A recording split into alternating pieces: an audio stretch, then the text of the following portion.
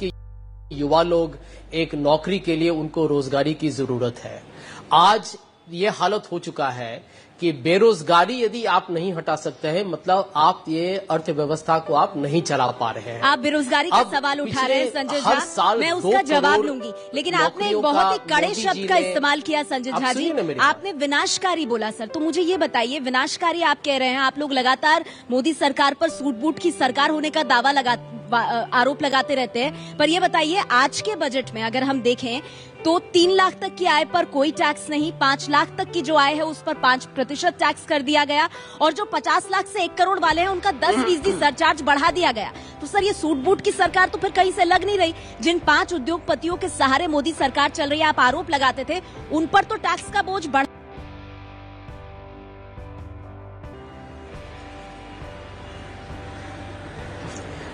एक बात बताएं, जो लोग जो बड़े बड़े उद्योग है, जो सूट बूट की सरकार, जो बहुत ही नजदीकी उनकी एक मित्रता है नरेंद्र मोदी जी के साथ, वो उनके लिए वो मंथली सैलरी पर वो निर्भर नहीं करते हैं। उनको तो डिविडेंड मिलता है, उनको तो बोनस मिलता है, उनको तो कंपनी से ढेर सारे उनको सुविधाएं मिलती है, उस पर इन्होंने कोई भी टैक्स नहीं लगाया है। सच तो वही है।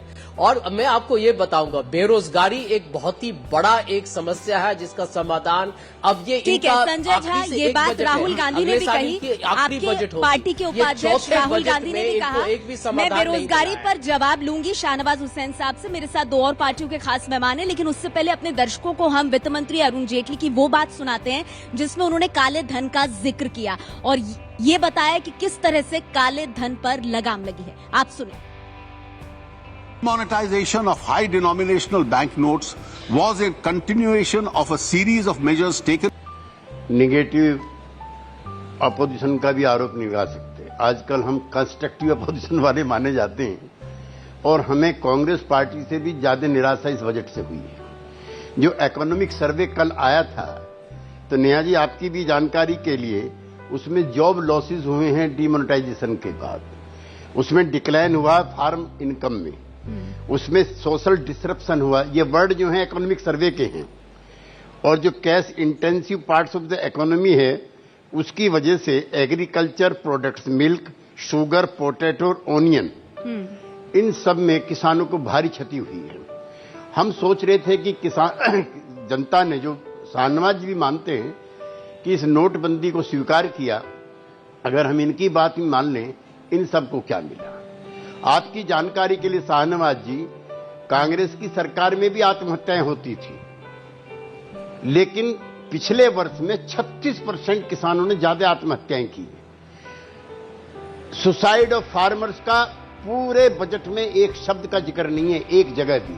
हम उम्मीद कर रहे थे कि कर्जे की वजह से जो किसान आत्महत्या करते हैं उनको राहत मिलेगी, और जिसका नेहा जी आप जिक्र कर रही हैं, वो मैं आपको बता दूं, किसान क्रेडिट का 80% हिस्सा खेती किसानों के बजाय कॉर्पोरेट किसानों को एग्रो बिजनेस में जाता है। जिस 10,000 करोड़ रुपए का आपने जिक्र किया है नेहा जी, उसमें से 80% एग्रो बिजनेस सेक्टर में जाता है। This is official record. तीसरा है कि फार्म वालों किसानों की इनकम दुगनी होगी। एक तो मैं वायदा खिलाफी का इन पर आरोप लगाना चाहता हूं, ये बेवफा है। इन्होंने लोकसभा चुनाव में कहा था, इनके प्रधानमंत्री ने कहा था, इनके पार्टी के अध्यक्ष ने कहा था कि हमको जिताओ, हम किसानों को न्यूनतम समर्थन मूल्य प्लस 50% देंगे।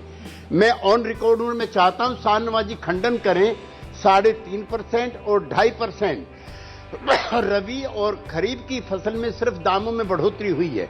जब एक संगठन सुप्रीम कोर्ट गया कि चुनाव के वायदे पूरे करो, तो इनकी सरकार का ऑफिशियल वर्जन है सुप्रीम कोर्ट में, हाँ। कि अगर ऐसा हमने किया तो बाजार डिसरप्ट हो जाएगा, चौपट हो जाएगा। तो आप कह रहे हैं तो कथनी करनी में फर्क है। कई सवाल आपने त्यागी साहब उठाए। शाहनवाज जी, मैं चाहूंगी इसका आप जवाब दें, लेकिन मुझे एक ब्रेक लेना पड़ेगा। पंखुड़ी पाठक जी, मैं आपके पास भी आऊंगी। शाहनवाज जी, एक मुझे ब्रेक लेना होगा, उसके बाद आप अपनी बात रखिएगा। आप सब लोग हमारे साथ बने रहिए। हुसैन जी और सभी मेहमानों को, वित्त मंत्री अरुण जेटली की शायरी पर भी आज टीका टिप्पणी की, राहुल गांधी ने टीका टिप्पणी की, लेकिन आज किस तरह से शायराना अंदाज में कुछ बातों को रखा जेटली साहब ने, जरा वो सुनाते हैं।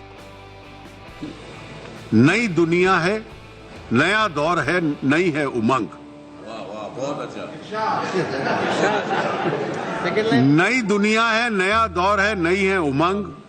कुछ थे पहले के तरीके तो कुछ हैं आज के रंग ढंग। रोशनी आके अंधेरों से जो टकराई है, काले धन को भी बदलना पड़ा आज अपना रंग।